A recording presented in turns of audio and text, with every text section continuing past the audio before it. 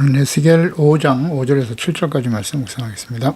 5장 5절에서 7절까지 말씀 있습니다.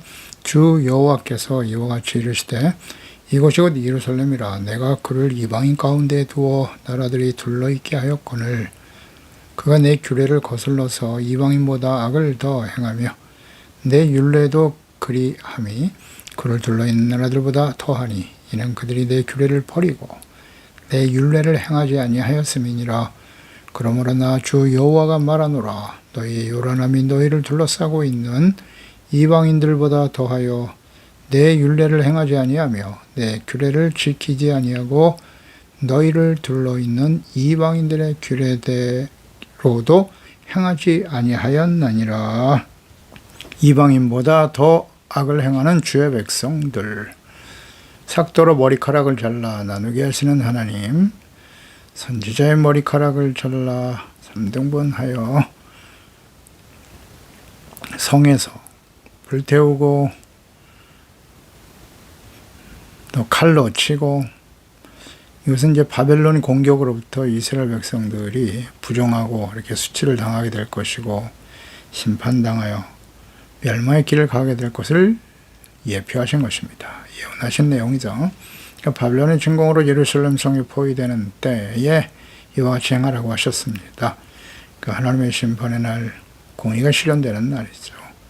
에스겔의 머리털과 수염 3분의 1은 성읍 사방에, 3분의 1은 바람에 또 흩어라, 사방에 흩어버리라 그랬어요. 이것은 이제 이스라엘 백성들이 포로로 끌려가서 하나님의 그 진노의 심판을 당하게 되는 것이기도 하고, 또 환난을 피해서 주변 나라들로 도망치고 흩어지기도 하지만 하나님이 끝까지 뒤를 따라가서 칼을 빼실 것이다, 심판하실 것을 말씀하고 계시네요. 그러니까 피할 곳이 없다는 것입니다. 피하여 구원받을 수 있는 길은 오직 하나, 회개하고 돌이키는 겁니다. 근데 그게 잘 안 되죠.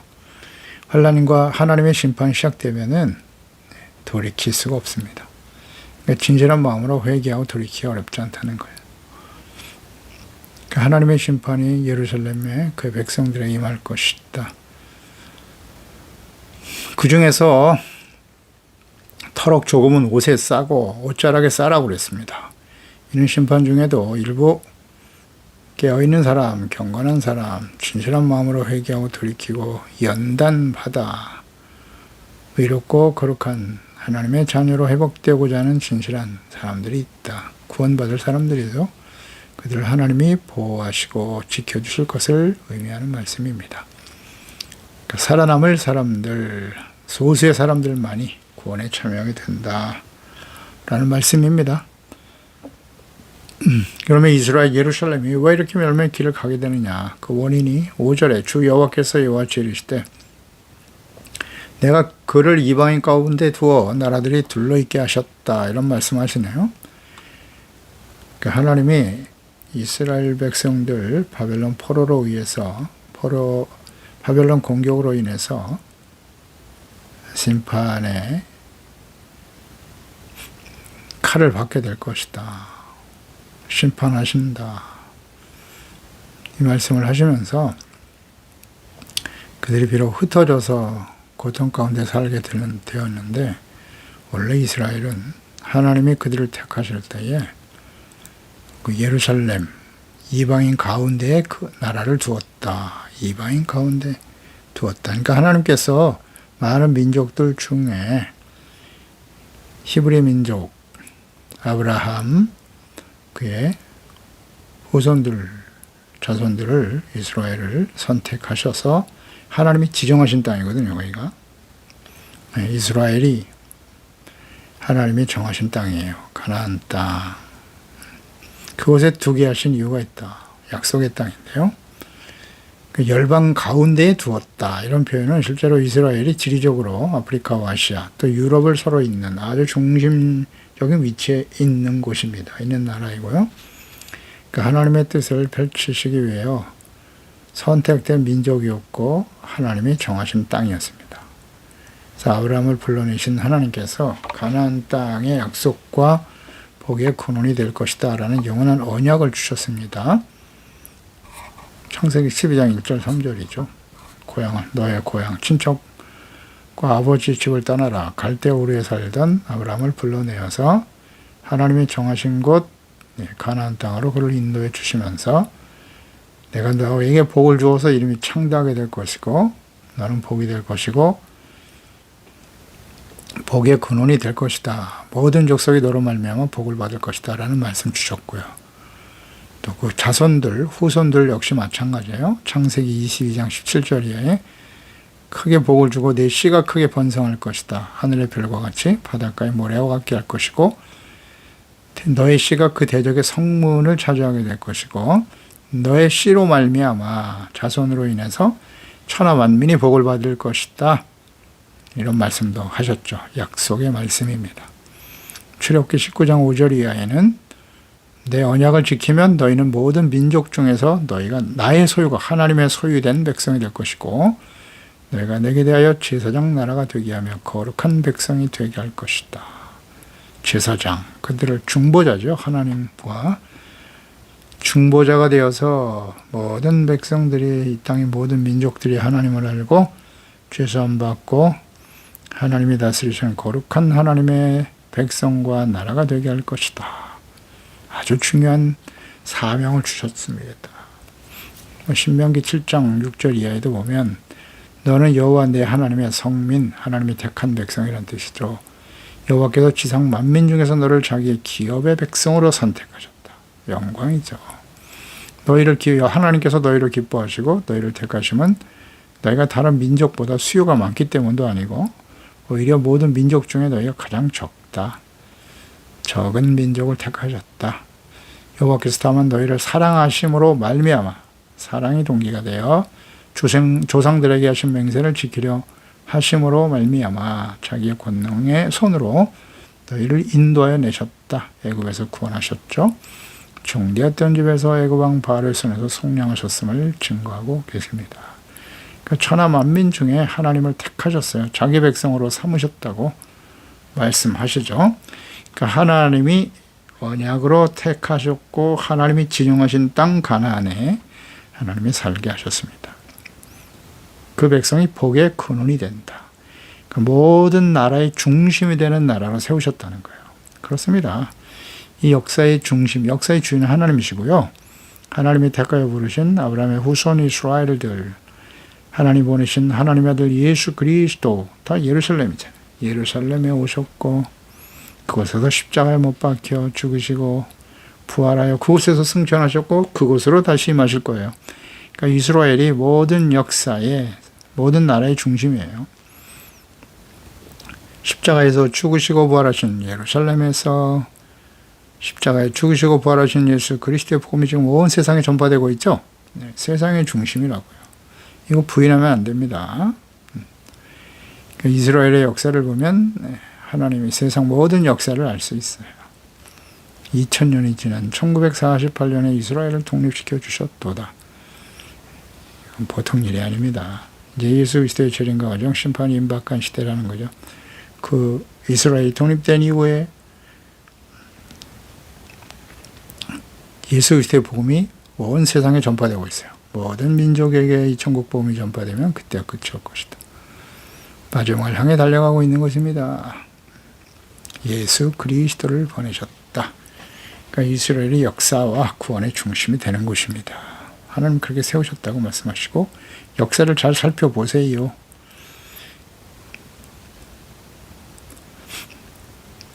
마태복음 24장 14절이에요.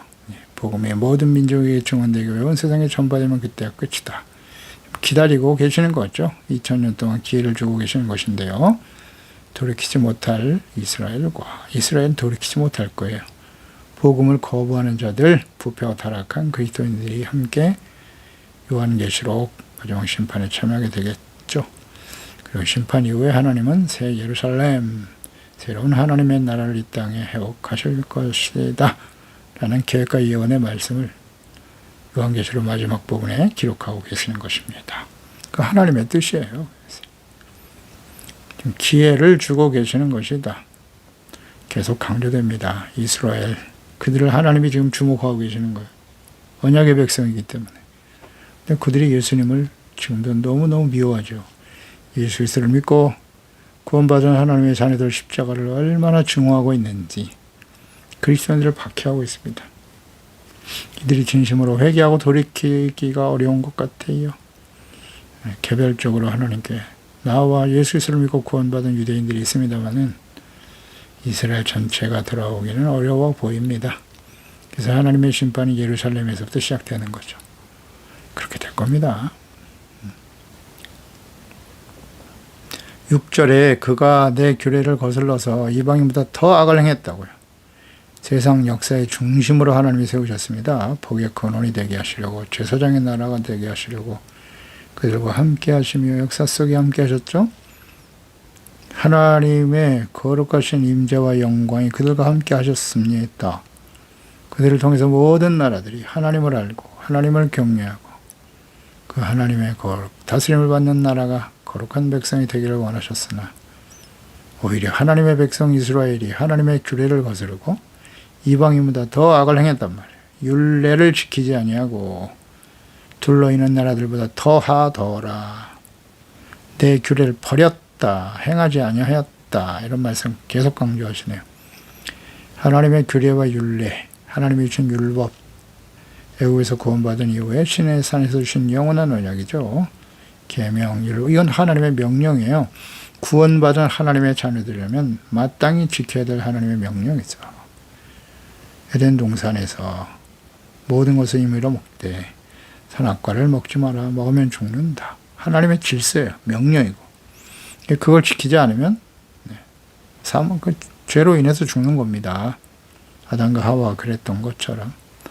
근데 하나님께서는 율법과 계명만 주신 것이 아니라 제사법을 주셨어요. 성막을 짓게 하셨고 제사법을 주셔서 하나님 앞에 죄를 깨닫고 회개하고 용서받을 수 있는 길을 열어놓으셨다. 놀라운 은혜죠. 그러니까 율법을 지켜 의에 이를 수 없다는 사실을 하나님이 아시기 때문입니다. 그런 거로 부지런히 하나님의 말씀을 듣고 회개하고 용서받고 제사를 통해서 오늘날 예수 그리스도를 보내주신 하나님, 십자가의 화목제물이 되게 하신 예수 그리스도를 믿음으로 회개하고 믿음으로 복음을 믿음으로써 구원받게 하시는 거고 의롭다함을 얻게 하시고 하나님의 자녀가 되게 하셨습니다. 그 이후에는 어떻게 해야 한다고요? 이건 모르면 안 되죠. 부지런히 하나님 말씀 묵상해야죠. 말씀 묵상의 목적이 뭐라고요? 중요하니까 계속 강조하는 겁니다. 내가 필요한 축복의 약속들만 쏙 골라서 묵상하려고 하는 것. 뭐라고요? 자기 본위 신앙, 우상 숭배입니다. 이건 정말 조심해야 됩니다. 하나님의 말씀은 책망과 교훈이에요. 바르게 함과 의로 교육하기 위해서 기록하셨기 때문에 말씀을 통해서 책망을 듣기 위해 말씀을 묵상하는 거예요. 그래서 죄를 깨닫고 회개하고 예수 그리스도의 보혈로 씻음받고 용서받고 진실한 회개와 주님의 용서 그리고 성령님의 도우심을 따라 주여 이제부터는 순간마다 때마다 성령님께서 하나님의 말씀이 생각나게 해주시고 하나님의 말씀이 우리의 삶의 기준이 되게 하셔서 하나님의 말씀이 하라고 하면 하게 하시고 하지 말라 하는 것은 버리게 하시고 하나님이 기뻐하시는 일 나도 기뻐하게 하시고 하나님이 싫어하시고 미워하시는 일은 저도 싫어하고 미워하게 해주세요. 이런 기도를 날마다 드려야죠. 성령님의 도우심을 구해야 합니다. 그것이 하나님의 뜻이에요. 하지만 하나님의 율법의 말씀을 버리고 돌이키지 않는 이스라엘, 이방인들보다 더 심각한 악을 행하고 있어요. 우상숭배의 죄악을 버리지 않아요. 아주 패역하죠. 북이스라엘, 유다 역시 마찬가지. 이스라엘이 우상숭배하다가 멸망한 걸 눈으로 보았으면서도 똑같이 그 길을 가고 있잖아요. 교육을 책임진 사람의 문제인 거예요. 이게. 왕, 제사장, 선지자들의 책임이죠. 똑바로 가르쳐야 될 거 아니에요. 하나님의 공의가 실현될 수밖에 없습니다. 하나님의 심판의 당위성입니다. 이것은 모든 시대의 이스라엘 백성들이 그러했습니다. 하나님의 자녀 백성들에게 적용되는 진리입니다. 하나님의 아들 그리스도를 직접 사람의 모습으로 눈에 볼 수 있도록 보내셨는데 그리스도를 인정하지 않고 십자가에 못 박아버리는 이 패역한 완악하고 교만한 유대인들 보세요. 이스라엘. 7절에 그러므로 나 주 여호와가 말하노라 너희 요란함이 너희를 둘러쌀 거야. 이방인들보다 더하여 내 율례를 행하지 아니하였다. 규례를 지키지 않고 너희를 둘러있는 이방인들의 규례대로도 행하지 아니하더라는 거죠. 요란함, 하몬, 히브리 하몬입니다. 큰 소리로 말하다, 독려하다, 소요 이런 뜻이거든요. 많은 당시 유다 백성들이 서로 소유하고 격동하고 율법을 거역함으로써 하나님께 범죄했다는 뜻이에요. 겸손히 하나님의 말씀에 귀를 기울여야 할 텐데 말이죠. 그러니까 유다 백성들이 거짓 선지자들의 말을 듣고 소요하고 동요되어 많은 무리들이 참 선지자가 전하는 책망과 심판과 회복에 대한 말씀은 듣지 않았어요. 거짓 선지자들이 하는 말을 듣고 아주 요란하고 시끄러워요. 겸손히 회개하고 돌이킬 생각을 해야 되는데 승리와 평화, 거짓 선지자들이죠. 그 당시 우리는 안전할 것이다 라는 말에 크게 동요되어 악을 행하면서 아주 요란합니다. 이방인들보다 더 우상숭배에 깊이 빠져 있었습니다. 자신들의 죄악을 정당화하고 합리화시키면서 거짓 선지자들의 목소리가 더 커요. 더 많은 사람들이 그 말에 귀를 기울이고 있습니다. 오늘날도 그렇겠죠. 네. 마지막 때를 향해 가는 시대는 더욱더 그러할 것입니다. 이단들이 아주 기승을 부리고 있어요. 교회는 쇠퇴하고 이단들은 성행하더라. 이게 무슨 의미인지 아시겠죠? 네, 마지막을 향해 가는 특성입니다. 두드러진 현상이죠. 너희를 둘러인 이방인들의 규례대로 행하지 않더라. 그 규례대로도 하지 않더라는 뜻은 예레미야 2장 10절 이하에 보면 너희는 기띔 섬들에 건너가 보며 게달에도 사람을 보내어 이 같은 일이 있었는지를 자세히 살펴봐라. 어느 나라가 그들의 신들을 신 아닌 것과 바꾼 일이 있느냐? 그러나 나의 백성은 그의 영광을 무익한 것과 바꾸었도다. 이방인들은 최소한 자신들이 섬기는 신이나 우상을 절대 바꾸지 않습니다. 버리지 않아요. 아주 충성스럽게 섬깁니다. 그런데 천하 만물을 창조하시고 천지 만물을 창조하시고 그들의 역사 속에 함께 하셨던 전능하신 하나님 여호와 이스라엘의 하나님을 그 언약의 백성들은 유일하시고 참되신 하나님을 버려요. 멸시하고 버립니다. 하나님의 말씀에 귀를 기울이지 않습니다. 그리고 이방인들보다 더 심각한 우상을 끌어들이고 숭배합니다. 하나님께서 십계명을 주시면서 하나님은 유일하신 하나님 한 분이시다. 인정해라. 그리고 우상을 만들거나 절하거나 섬기지 말아라. 하나님은 질투하시는 하나님이라고 분명히 말씀하셨는데 참 십계명이 1계명, 2계명이 지켜지질 않아요. 인정을 안 해요. 하나님이 눈에 보이시지 않기 때문이겠죠. 하나님은 영이시다. 그래서 자세하게 하나님의 말씀과 뜻을 성경에 기록하여 남겨주신 것 아닙니까? 그런데 하나님의 백성들만이 버립니다. 아주 하나님을 무시하고 멸시하고 조롱합니다. 특히 하나님이 지켜보시는 앞에서 이렇게 악을 행하는가. 저희들도 마찬가지인 것 같아요. 하나님이 지켜보고 계시는데요. 우리는 하나님의 눈을 의식하지 못하고 살아갈 때가 많습니다. 그냥 제멋대로 사는 거예요. 자기가 옳다고 여기는 대로 자신의 욕망에 이끌려서 그냥 살아갑니다. 함부로 말하고 함부로 행동하고 그렇습니다. 정말 죄송합니다. 하나님 앞에서 부끄러울 때가 너무 많죠. 하나님을 무시해요. 말씀을 무시하고 멸시합니다. 자신의 생각과 뜻대로 살아가려고 합니다. 예레미야 5장 1절 예레미야 선지자를 통해서 하신 말씀이죠. 너희는 예루살렘 거리로 빨리 다니며 그 넓은 거리에서 찾아보고 알아라. 너희가 만일 정의를 행하고 진리를 구하는 자를 한 사람이라도 찾으면 내가 이 성읍을 용서하리라. 하나님이 하신 말씀이죠. 소돔과 고모라와 같은 곳이에요. 소돔과 고모라 의인 10명이 없어서 멸망을 당했는데요. 이 당시에 마지막을 향해 심판을 향해 달려가는 유다, 예루살렘 거리에는 정의를 행하고 진리를 구하는 자가 한 사람도 없었다는 거예요. 참 절망이네요. 절망이에요. 아무리 선지자가 외치지만 듣는 사람이 없습니다. 제레미야도 그랬고 에스겔 역시 마찬가지죠. 듣든지 아니 듣든지 그래도 전해라. 뭐 승리한다, 평안한다, 형통하다, 성공한다. 그런 데는 얼마나 많은 사람들이 그냥 구름대 같이 몰리는데 하나님의 말씀, 책망, 회개, 열심을 내라, 회개하라, 이기는 자가 되라고 아무리 외치지만 듣는 사람이 없어요. 듣는 사람이 없습니다. 이상한 일이 아닙니다. 그렇다고 해서 뭐 낙심할 일도 아니고요. 그러니까 하나님의 아들, 사람의 몸으로 그리스도로 하나님이 보내주시고 십자가의 화목제물이 되게 하신 하나님의 사랑을 생각해 봅니다. 믿는 자에게 구원과 영생이죠. 하나님의 자녀가 되게 하시는 은총을 베풀어 주셨습니다. 보혜사 성령님을 보내주시고 모든 말씀을 자세히 기록하여 성경으로 남겨주셨습니다. 성경 전체에 나타난 인류의 역사를 묵상해보고 오늘날 이 시대와 마지막 요한계시록의 말씀을 묵상해 보십시오.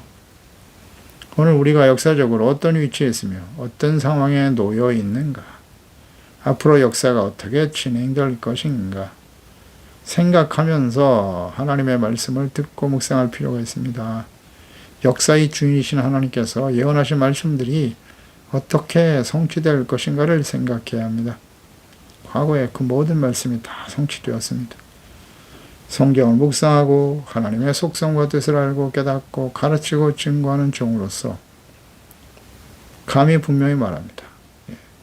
세상은 갈수록 더 악하고 어두워질 것이고요. 분명한 건 하나님의 말씀을 가르치는 목사들, 재직들, 그리스도인들이 더욱더 부패하고 타락할 것입니다. 더욱더 어두워져 갈 것입니다. 그리고 주님이 이 땅에 추수하러 오실 것이고 가라지들은 이 땅에 남아서 불 속에 던져질 것입니다. 계시록의 말씀이 성취되겠습니다. 눈에 보이죠? 그러니까 과거 선지자들 통해서 주셨던 하나님의 말씀을 전하지 않을 수가 없습니다. 그래서 오늘날 이 시대에 하나님의 자녀들이 반드시 들어야 될 말씀입니다. 회개하고 돌이킬 수 있는 마지막 기회임을 명심해야 합니다. 지금 계속 선지서 말씀을 올리고 있는데요. 가면 갈수록 듣는 사람이 없네요. 듣기가 부담스럽기도 하겠죠. 계속 선지서 말씀만 전하니까, 또 뭐 그 말씀이 그 말씀이고, 또 회개하라고 심판하라고 하시겠지. 왜 이렇게 많은 말씀을 기록하셨을까요? 선지자들을 통해서. 하나님의 그 마음이 느껴지십니까? 선지자 한 명이면 되는데 왜 이렇게 많은 선지자를 성경에 기록하여 남기셨을까요? 아무리 전해도 안 듣잖아요. 안 들어요. 하나님의 백성들이. 그래서 또 보내는 거예요. 예레미야 선지자 갖고 안 되니까 에스겔 선지자를 다시 세우시는 거죠. 안 들어요. 안 들으니까 그래도 하나님은 계속 보내시는 거예요. 이게 하나님의 사랑이에요. 이 사랑의 음성을 듣기 싫으십니까? 잘 좀 생각해 보십시오. 예레미야, 에스겔 선지자가 사역할 당시에 이스라엘 백성들, 이방인들보다 더 큰 악을 행하고 하나님의 말씀을 멸시하고 악에서 돌이키지 않은 상태였습니다. 오늘날 불신자들보다 더 큰 악을 행하면서도 죄책감도 없고 아주 뻔뻔한 교인들을 보십시오. 썩어 냄새가 나는 교회와 목회자들, 재직들을 보세요.